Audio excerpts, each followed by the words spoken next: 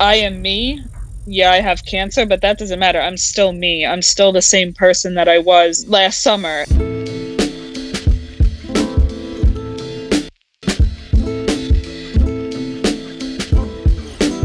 Welcome back to Other People's Lives. I'm Joe Santagato. I'm Greg Dybec. For anyone out there that wants to be a part of the show, don't hesitate to reach out to us. You can go to oplshow.com or send us an email directly at oplpodcast@gmail.com.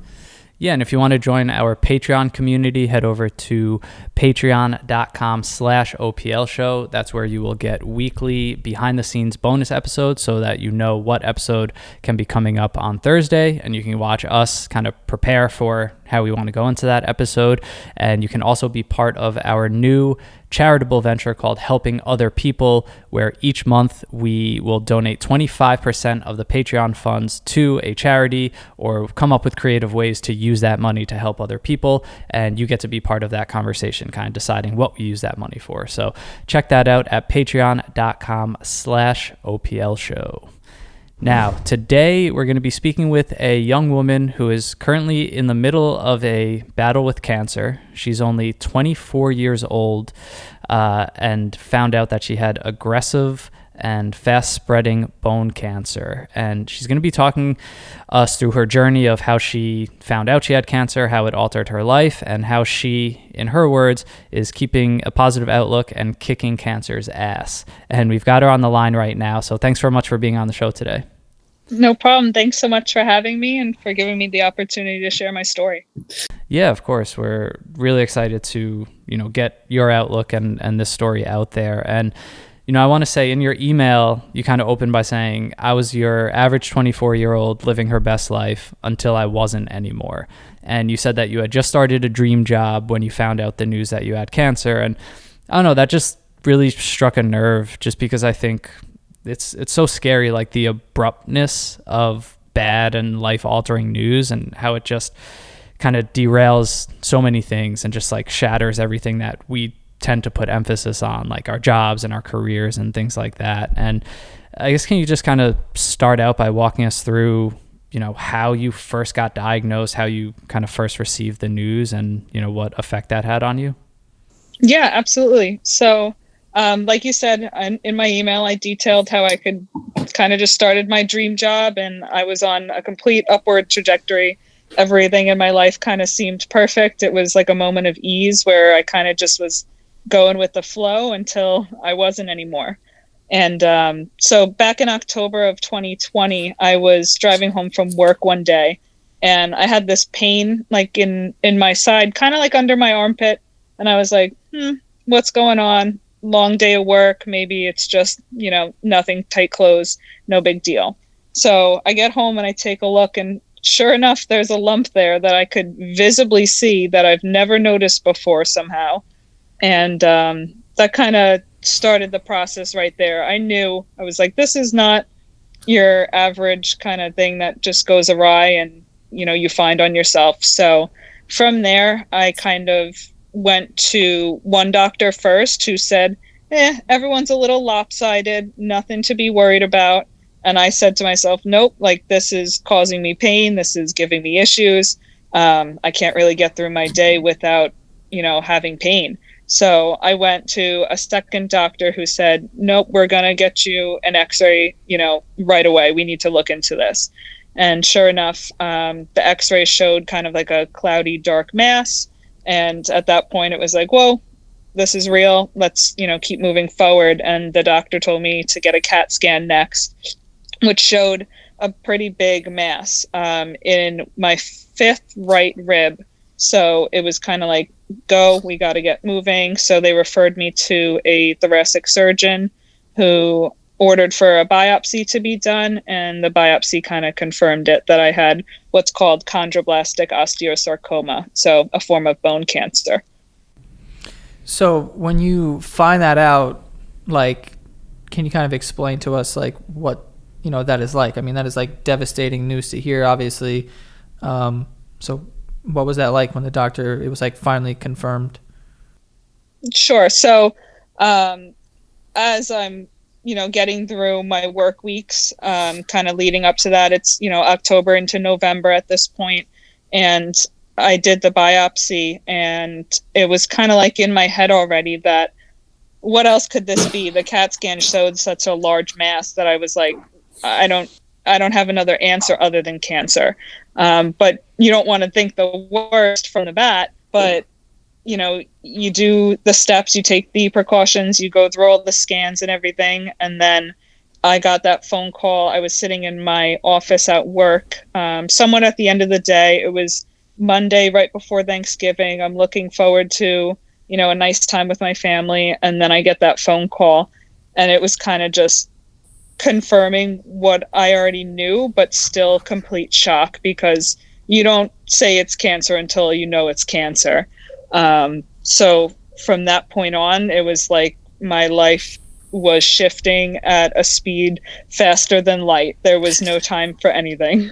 Yeah. Do you kind of remember what those initial thoughts were? I mean, it's so unimaginable to get news like that. Like I've been on the receiving end, and I think a lot of us have, of maybe you don't expect a loved one to pass away, or news that just kind of comes out of left field and changes your life, at least momentarily. But to get that news about yourself, understanding the devastating effects or potentially of cancer, 24, also so young, and like you said, just starting this job. Do you remember at all like what those first thoughts were? Like is this real, or am I gonna have to quit my job, or just curious if there's anything kind of like specific that you remember in that moment. Yeah, so I would say that my life kind of flashed right before my eyes in that moment. And at the time I was talking to a thoracic surgeon. I wasn't talking to an oncologist. So at the time I had the anticipation that I was going to just need surgery. There was no talk of anything else at that point. So he told me, no, we're going to go to surgery in 2 to 4 weeks. You're going to need 2 to 3 months of recovery. So in my head, I was like, oh my God, like I have, like my job needs to know this. Like I just started here and now I have to uproot my position and leave for a while. So I think at the time, my biggest concern really was my job.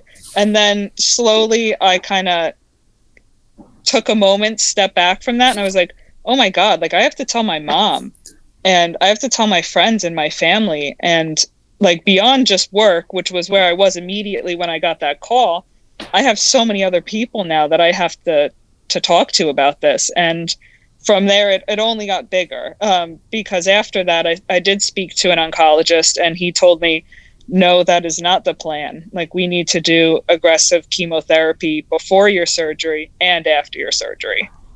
Wow. So this was in October? At this point, I was in November, December at this point. So early December is when I finally got to speak to an oncologist who specialized in bone cancer. So how soon after you got the news and you kind of like, told everyone, I imagine that was a very like an emotional thing also, like how soon after that do you have to start chemotherapy? So with cancer, it kind of, they don't put any stops in. It's like, we need to start moving. So I got, my diagnosis right before Thanksgiving. I had it was a video appointment with the oncologist in, I think it was December 1st. It was like very early December. And a week later, I was done with work.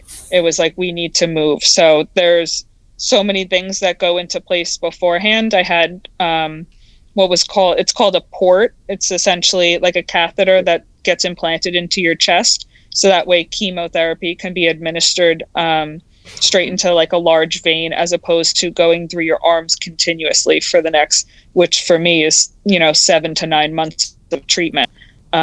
So there's the port, there's leaving work, there's telling family. And then for me as a female, and it affects males as well, I have to consider my fertility and how that is going to be impacted by chemotherapy. So I started that process as well, all within a week's time. It was complete whirlwind, like life flashed before your eyes kind of situation.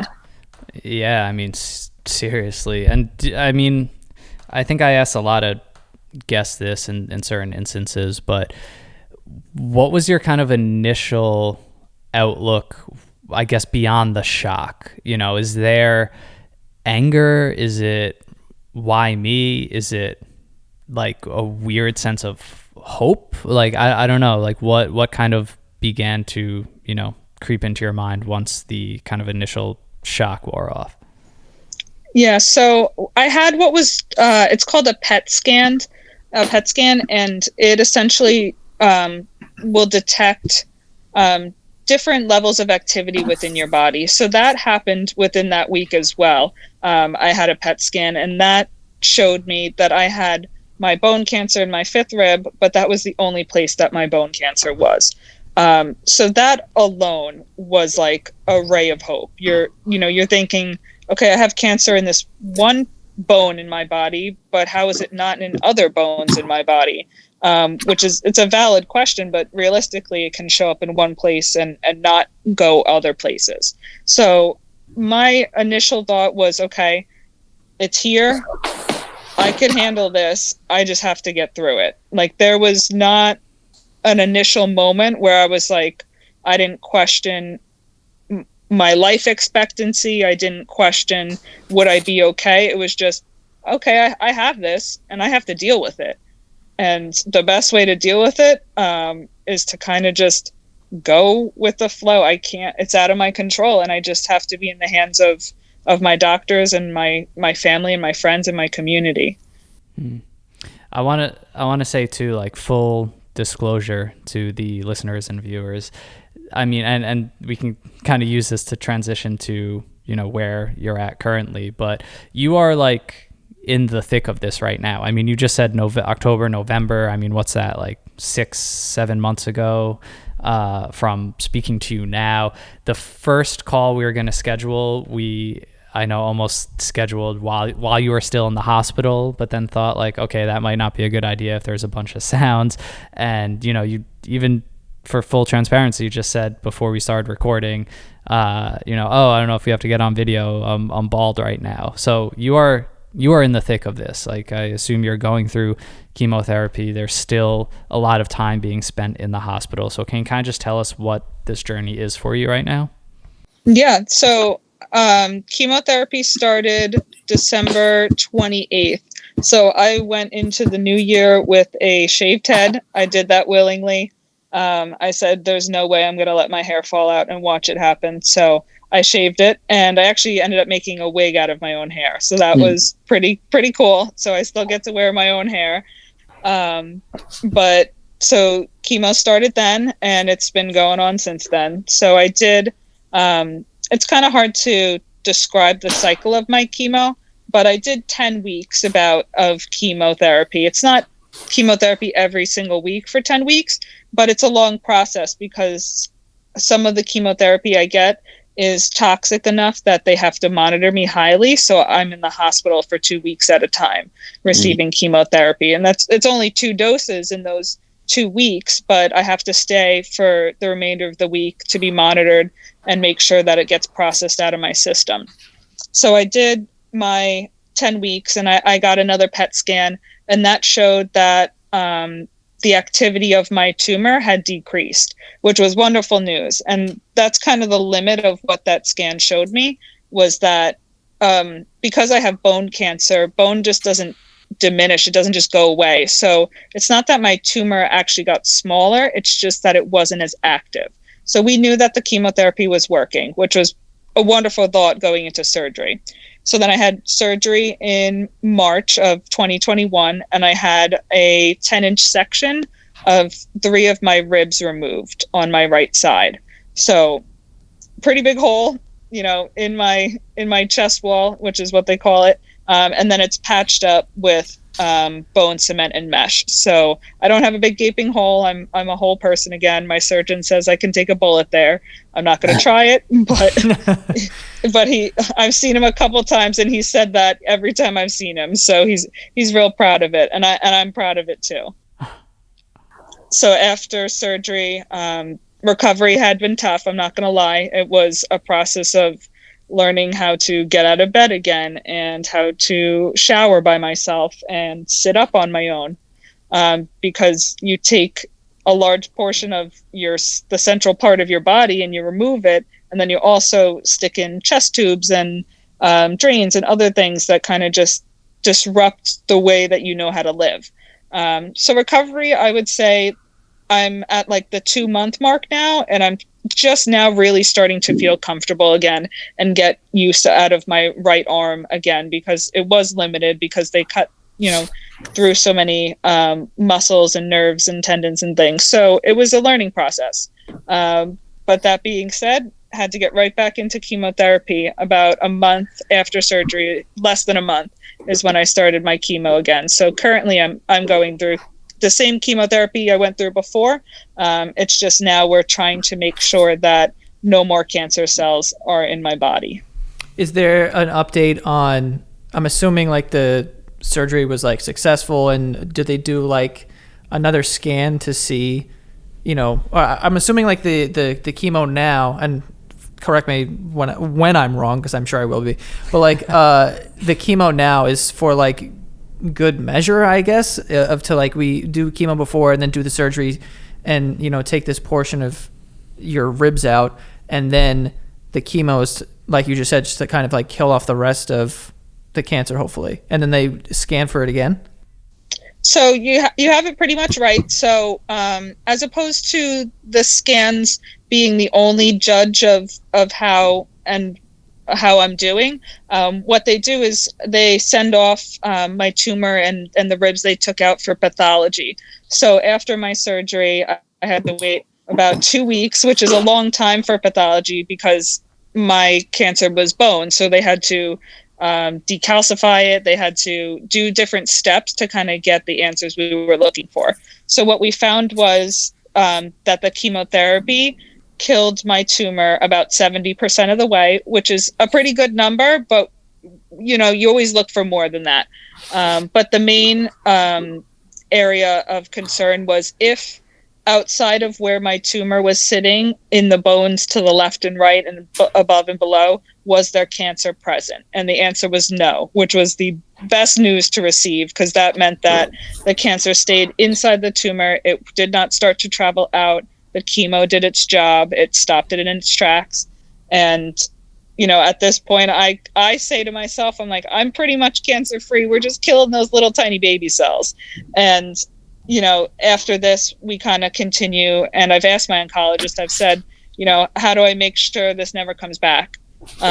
Because I say it's never coming back. And that's the kind of the mindset that I put myself in, is that I'm not doing this ever again, because it's been tough. And I don't wish it on anybody. But he said that, we're doing and we've done everything possible that we can do to make sure that you're healthy on the other end of this.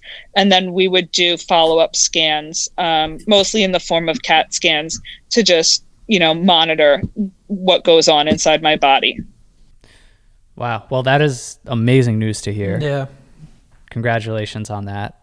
And, I say congratulations because it's just the fight that it must take. And it's the fight within the fight, right? It's like the surgery you have to go through. I mean, I've seen a grandparent and an aunt go through chemotherapy. I know how just devastating that can be, and the toll that it could take on your body. And then the mental fight, which is just a whole other, it just amazes me, how people are able to get through things like this with a positive mindset. So that's, really great news. And to that point, I kind of want to ask, like, did you, I guess just to get into your mindset more throughout this whole thing, like, did you always kind of see yourself as a person that kind of could handle something like this? Has it shocked you how you've been able to kind of handle this? And even just hearing the way that you're kind of talking to us now, just sounding so strong and confident while still, going through this. Like yeah, I was gonna say, like, you're kind of talking to us right now, like, yeah, it was fucking whatever, chemo, whatever, like it's the way that you're talking about it. I'm just like, I have anxiety just like listening to this, and for you to kind of, even though like, obviously, yeah, you got good news, whatever. It's not like you're like out of the woods. You're 10 years, right, apart from this. Like, you're still very much in it, and you're still kind of just like, whatever. And also, before we got on the phone, you also had like a brief thing where you're just like, yeah, I just kind of like, fuck it. Like, that's kind of like my approach to all this. So can you kind of like talk about that and like just piggybacking off of, you know, Greg's question of, you know, your mindset and where your head was at like during this whole process? Yeah. So I would say, and thank you for the commentary, because truly you guys are describing who I am. And that helps so much in this process. I cannot tell you how, you know, mental toughness in the face of adversity changes things. Physically, it changes things for me. My, you know, going into all of this, I said, I can't control what's happening to my body, but I can control how I handle it. And that alone has changed so much for me. And I've kind of always been like that. I'm not a person who's in her head a lot. I'm kind of just by the seat of my pants. We're going for it. My life motto literally is fuck it. Like, we are just, anything goes. We are just going for it. You know, I love the beach. The beach is my favorite place to be. If I have nowhere to be at night, I'm going to watch a sunset. If I'm driving on the road, the music is as loud as it gets with the windows down, not a care in the world. Like, there is no reason why I can't live my life regardless of cancer, because fuck cancer. You know, I'll go into the pizzeria and grab a slice of pizza bald. Like, it is what it is. I am who I am. And that mindset has gotten me through a lot, because this shit sucks. And I'm not going to lie. I've got it easy, I think, in the terms of chemotherapy and cancer. And it's been hard. I'm not going to dismiss that. But there are people who go through worse. And I'm thankful because I'm young, because it isn't the same when you're older or when you're younger. You know, I've got a little bit of life under my belt, but I haven't got it all yet. But I feel like I've seen a lot. And the mindset just really helps. The positivity and the support that I get too. I have an immense amount of support in my life between my family, my friends, my coworkers, my community. I didn't know I was loved by so many people, and cancer has really given me the opportunity to see that. And it's brought me so much joy and hope, knowing that I have so many people standing behind me if I need it. Yeah, I mean, like, that is such an amazing, like, perspective and you know, mentality that you have. And I think that, like, you know, I very much think, like, the mind is very powerful. So when you do have that kind of, like, positivity in your life and a big support system,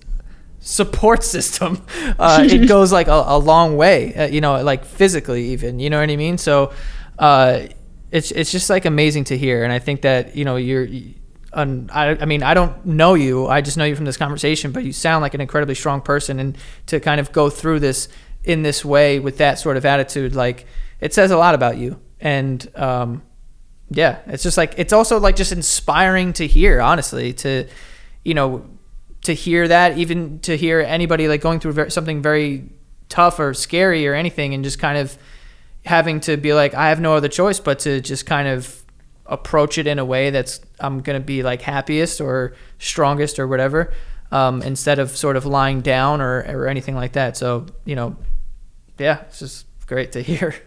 Yeah, I think it's cool because it kind of speaks to your character. It seems of just like you as a person, and I think that's what's great. Like, just human to human, like human to human. It's not like the cancer necessarily helped you have this like epiphany of how to live life. It seemed like you always live life with a similar outlook and kind of enjoying things, and like you said, fuck it, and having that mentality seems like it kind of helped you along the way for, you know, now this very tough, very scary journey. And, you know, I think that just kind of goes back to like just not letting this moment of your life or letting the cancer, you know, kind of define you or always have to associate you with cancer. It's like you were this person before, and I'm sure that this experience is going to change you in many ways, you know, for the better, but you were always that person in a sense, which is, you know, just awesome.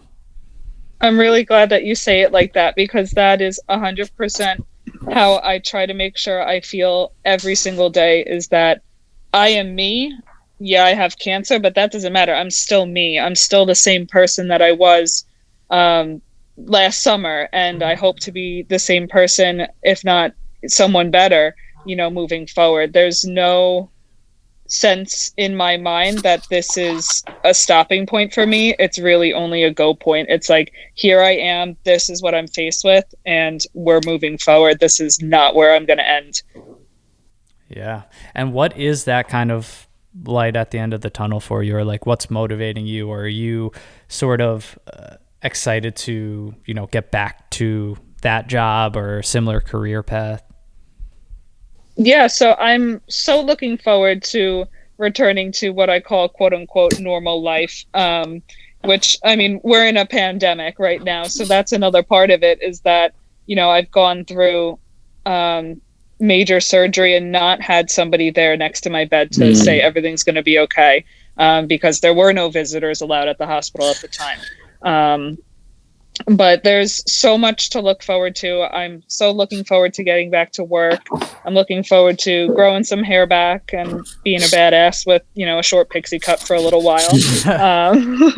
And just, taking what I do right now and just bringing it to the next level. Like I can still go out and drive my car and see my friends, but I look forward to doing it so much more once I'm able to, physically, and in a healthy and safe way, and just kind of get back to what I was doing before and put that upward trajectory that I was on back in October just into hyperdrive and just take it from there. I don't want any stops. I want to just keep moving forward after this.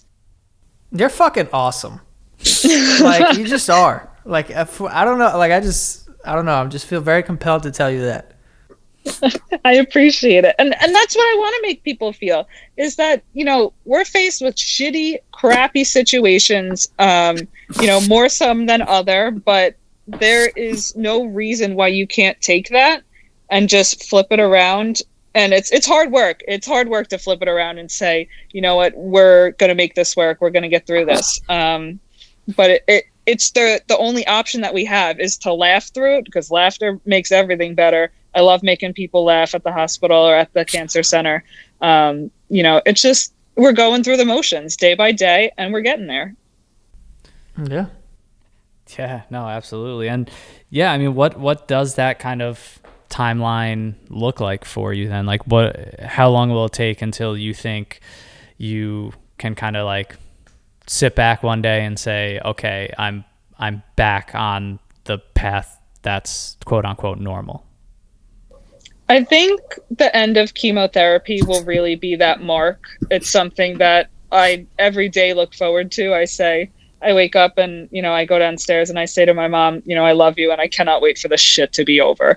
But at the same time too, I make sure to be grateful for the people that are around me and the people who have been supporting me. And a friend of mine told me to stop saying sorry when you tell people and you complain to people, but just say thank you for listening. So I cannot wait for the point where I get to turn around and look at my oncologist, my surgeon, my nurses, my friends, my family, my community, and just say thank you for being there through it all. And now I'm finally fucking done with this shit. Yeah, it's a good point too, because it just makes you realize how many people kind of get pulled into, that world and that experience. And, I can't imagine what that's like for, parents. And again, just like a seemingly healthy 24-year-old, it's literally the last thing, that you expect. And, I guess it's a good thing in a sense, right? If a lot of people do get pulled into that and it sort of becomes their reality, because I guess that means you have a lot of people that care about you and you have, a big support system, which it seems like you are lucky to have. But, that's like the one thing that I kind of always hear and, have experienced as well is it's never just affecting that one person. There's so many people that, illness, cancer, whatever it be, kind of affects. And it's really cool that that's part of what's motivating you too, is to just be able to say like, not just like, look, I did it, but like, look guys, we did it. And that's just awesome. Yep. 100%.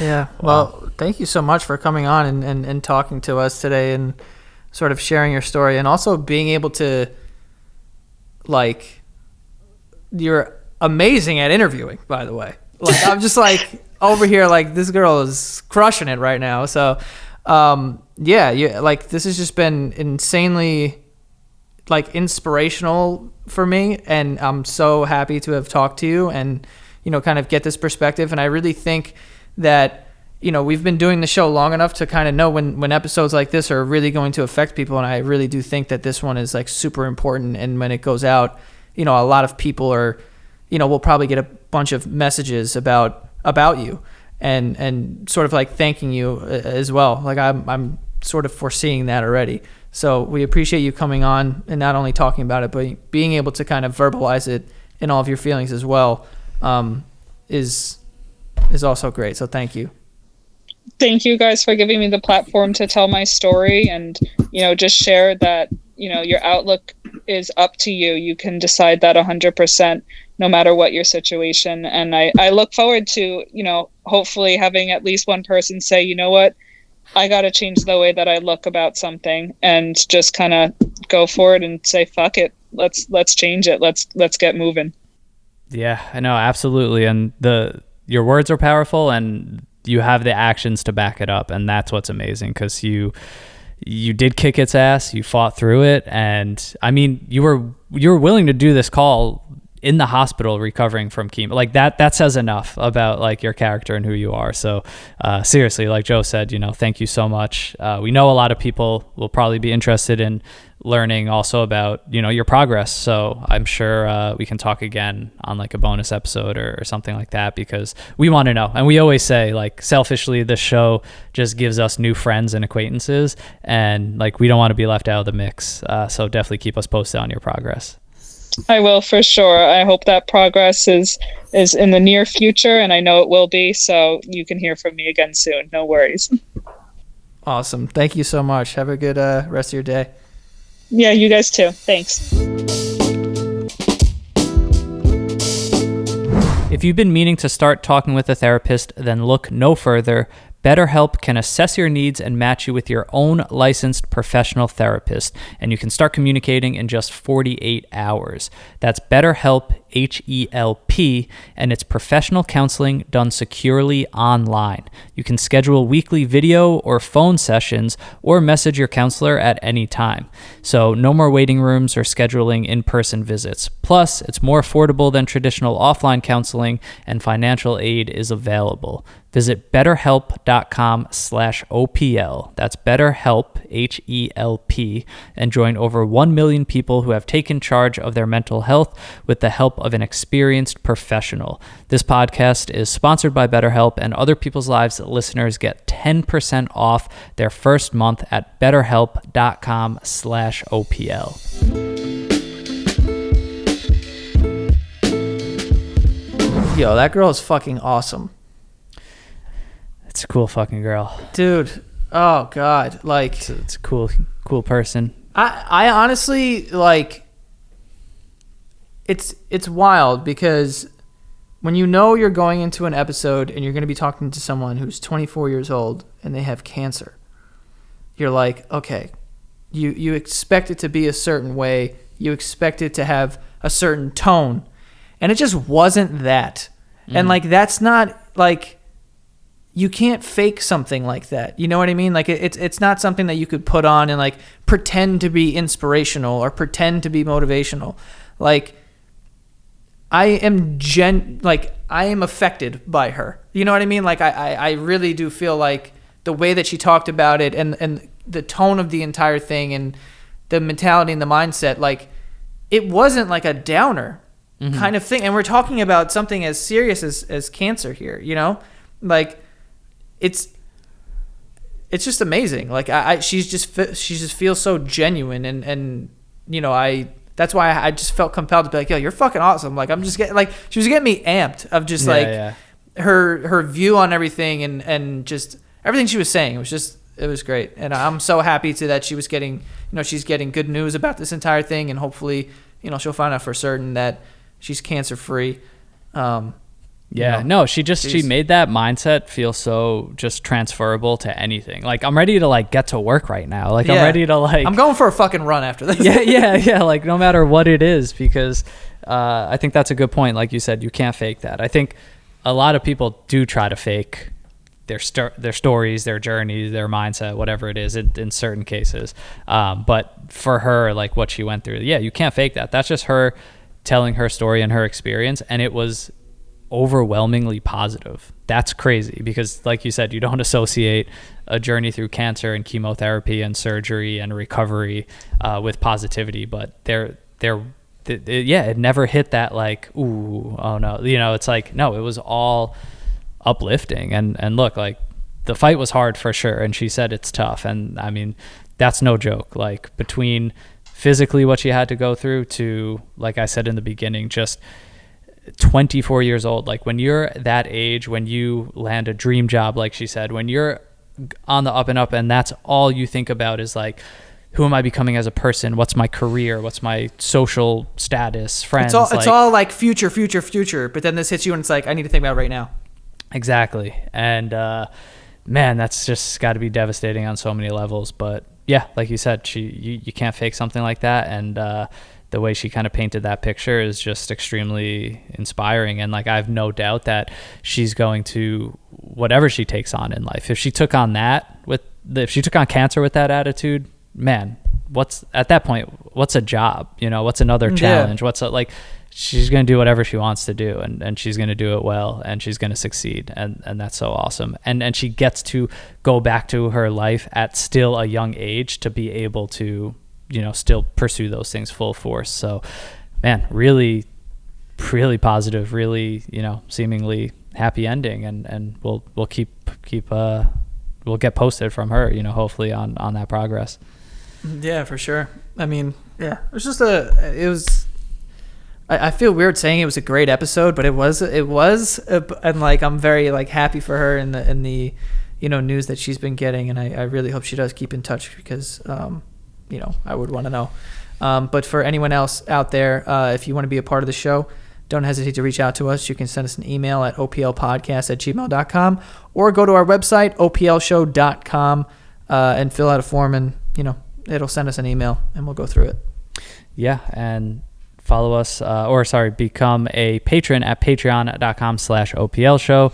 Like we said, you get those bonus episodes. Perfect example of a guest that we will be bringing into our Discord channel that we will have a follow-up episode with down the line, 100%. So that's where you get all that bonus material as a patron. And that's at patreon.com/OPL show, and follow us on Instagram at OPL podcast. Yep. And that is all. See you guys next time.